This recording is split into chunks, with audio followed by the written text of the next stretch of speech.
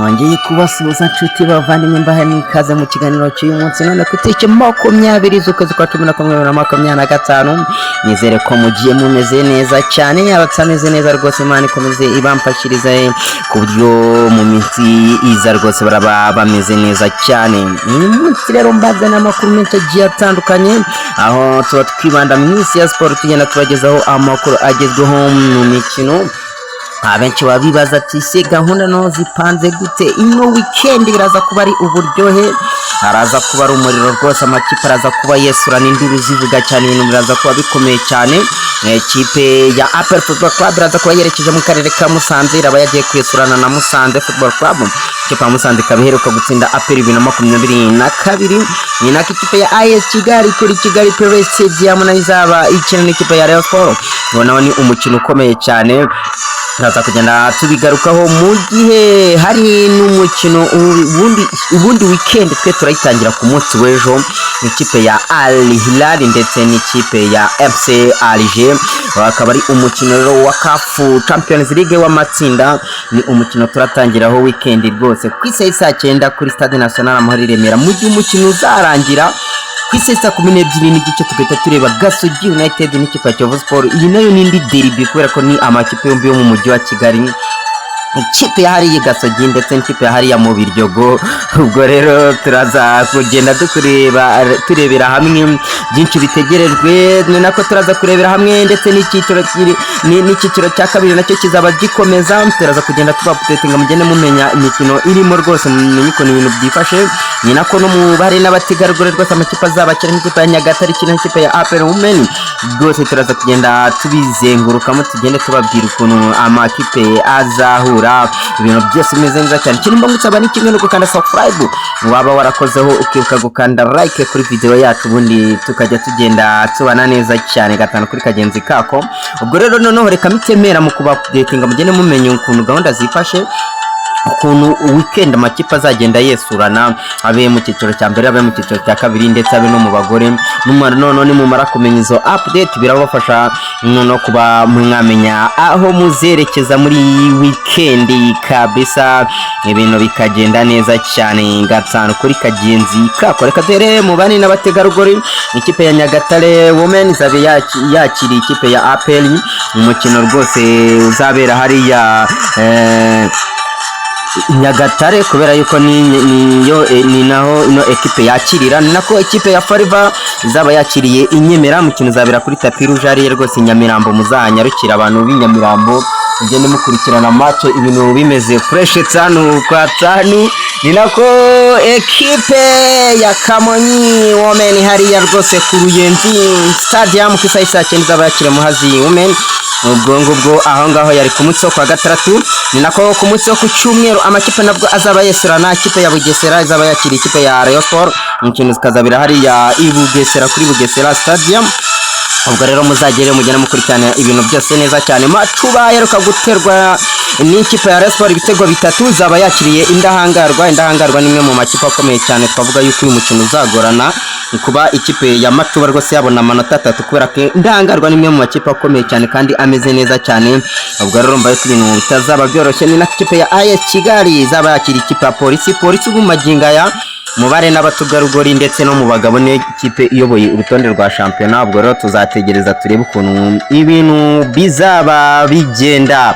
Ni nako no mu bagabo ndaje mbahe update no mu bagabo mumenye ukuntu ibintu bizaba byifashe. Ikipe ya Gasogi United izaba yakira ikipe ya Kiyovu Sport, umukino uzaba ku saa 12 n'igice kuri Stade National Amahoro i Remera ku munsi wo kwa gatanu ku itariki 21. Ubwo ni ku munsi w'ejo. Ni nako ikipe ya Bugesera izaba yakiriye hariya mu karere ka Bugesera ikipe ya Rutsiro. Ubwo aho ngaho ni bukeye bwaho kwa gatandatu ku itariki 22. Hanyuma Musanze ibe yakiriye ikipe ya APR. Ni nako ikipe y'Amagaju izaba yakiriye ikipe ya Etincelle, ikipe ya Marine yakiriye ikipe ya Gorilla Football Club.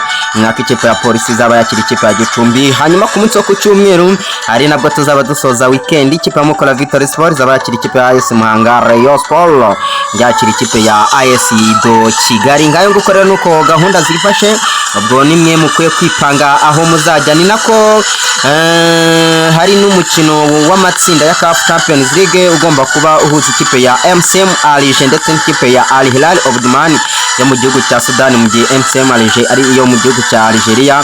Ubwo numva yuko rero ibintu bitoroshye. Hanyuma uyu mukino rero kwinjira kugura tike uyu munsi ni ukuvuga ngo hariya hasi no hejuru ni 3,000 mu gihe VIP ari 15,000. hanyuma hariya uba wafashe hariya baguha na parking ni ku 30,000. hanyuma Skybox akaba ari 1,200,000 ngayo nguko rero. ariko ku muntu uzagura ku munsi wa match azagura hariya hasi no hejuru azagura tike azagura 5,000.